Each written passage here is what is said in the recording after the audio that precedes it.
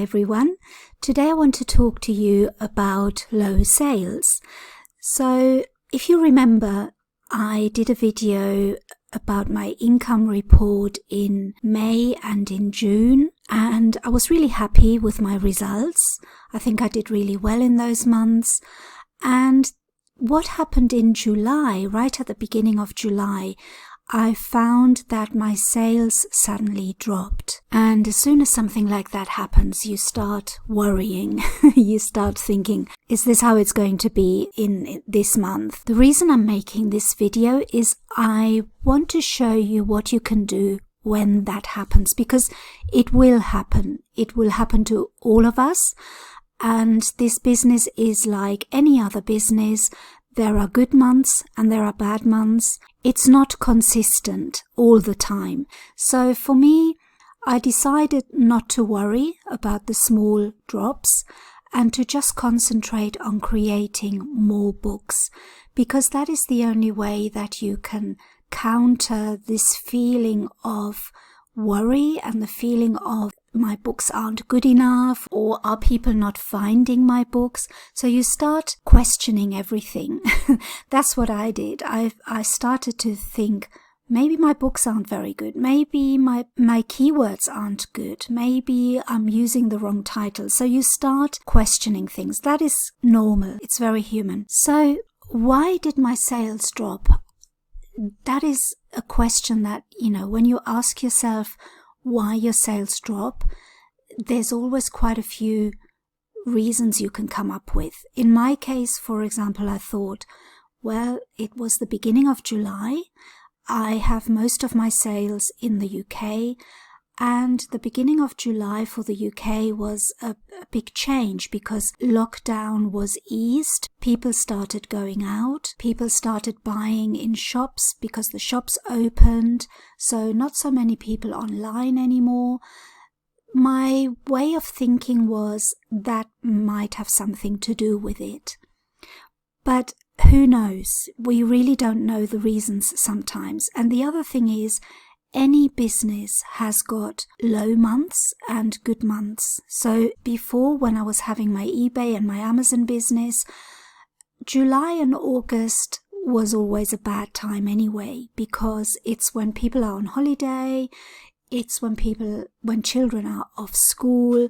So generally sales used to be much lower in those months anyway, in whatever business you are. So I was selling jewelry at some point, so the same thing happened with that. There are months where things are lower than other months, and then quarter 4 makes up for all the losses that you've had during the year. So I stopped worrying about it, and what I did is, as I said, I concentrated on creating more books. I actually didn't create that many books because my YouTubing has really taken a lot of time from that, but I still created some books, or I prepared some niches to create more books later. So I kept myself busy, and I stopped looking at my dashboard every day, because there comes a point, if you look at your dashboard too often, it's counterproductive. I think it's better if you just have a vision in mind. Think of what you want to achieve. Think of a goal that you want to reach, and just keep working towards that. There will be ups and downs, and the ups are really motivating. When you're selling a book, it's great. You feel really encouraged and you feel motivated and inspired. And when the opposite happens, when you stop selling a book, the opposite is really manifested in you as well. So I'm a great believer in the law of attraction. So I always believe that if you stay positive, you will attract positive things. And if you stay motivated, you will become more motivated. And that is true in every aspect of life. Anything in life, if you look at the positives, you will have a far better outcome than if you look at the negatives. Even if the outcome is negative, you have to find a way in life to see something good in it. Maybe see it as a lesson or see it as an experience, but never see it as failure or don't see it as something negative, because that's not what it is. There are two ways you can experience low sales.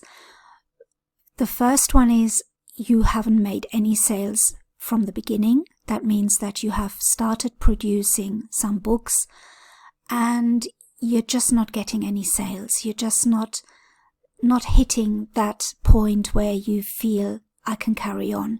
And a lot of people can get demotivated, because if you have put on some books and you've taken that initial step of producing a book, which can be quite scary sometimes, and then you don't get a sale, you feel like, well, what am I doing wrong? Why am I doing this? It's not working. It's, the people that are online telling me that they're selling so many books, they must be having some secret way of doing it, and I don't know what they're doing. Trust me, I've thought about all those things myself. I didn't feel confident at all when I first started.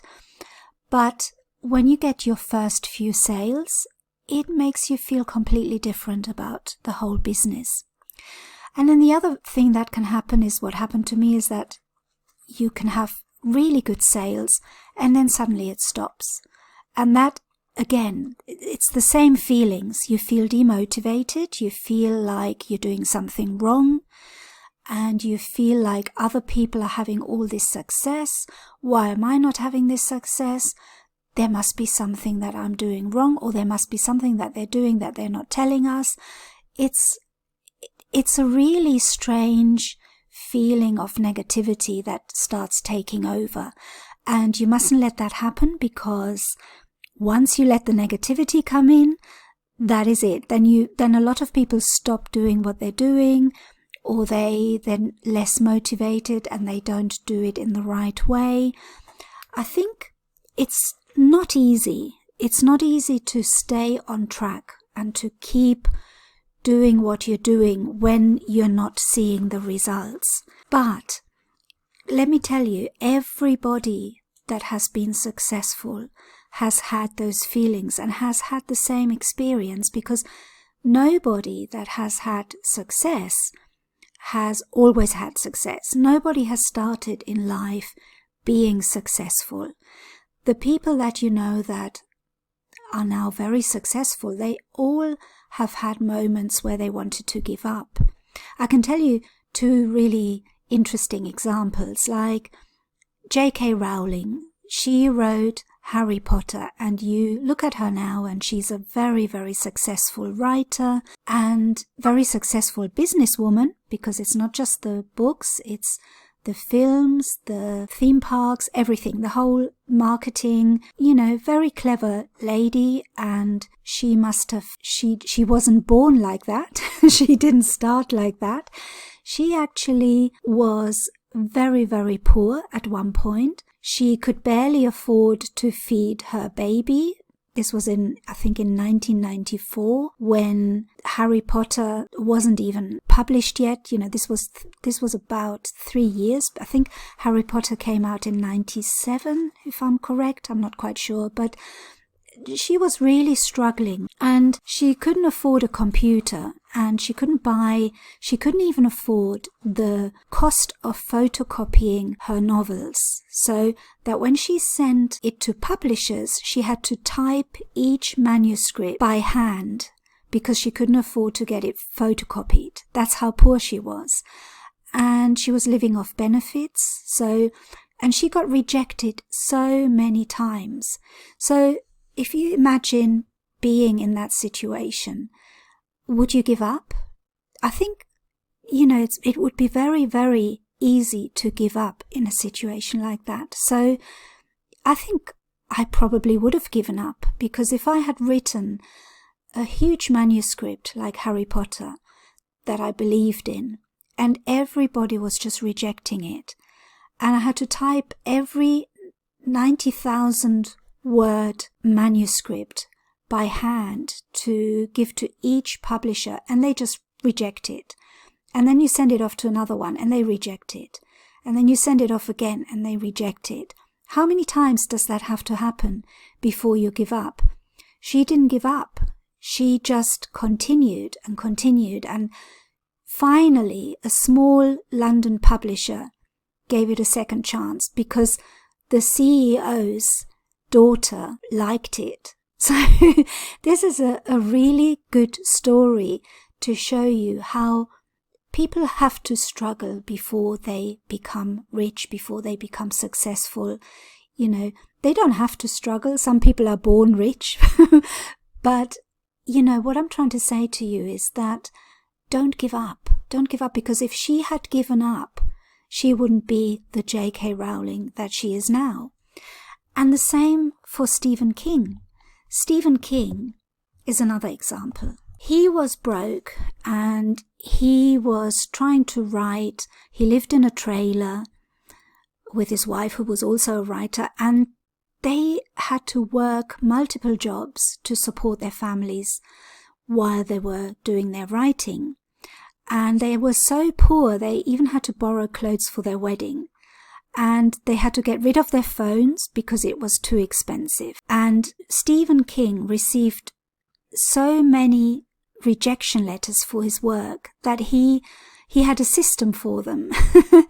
And there's a book he wrote called On Writing, and he said that by the time he was 14, he had a nail on the wall that he impaled his rejection slips on. And he replaced the nail with a spike because the nail couldn't support the weight of the rejection slips. And he just kept on writing. That's what he said in his book. He received 60 rejections before selling his first short story, which was The Glass Floor. And he got $35 for it. And his first, or his now best-selling book, Carrie, wasn't a hit at first either. So there were dozens and dozens and dozens of rejections. And then he got a really small advance. So he received so many rejections. Rejection after rejection after rejection. How come he didn't give up? You know, I like to put myself in those people's minds and think, what would I have done? I would have given up, I think.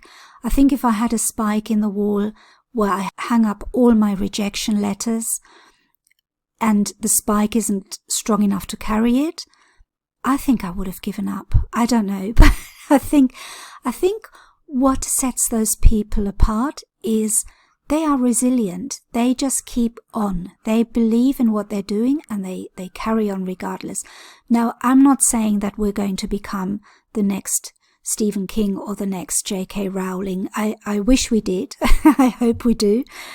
But I would just like a little bit of their success, and I'd be happy with that.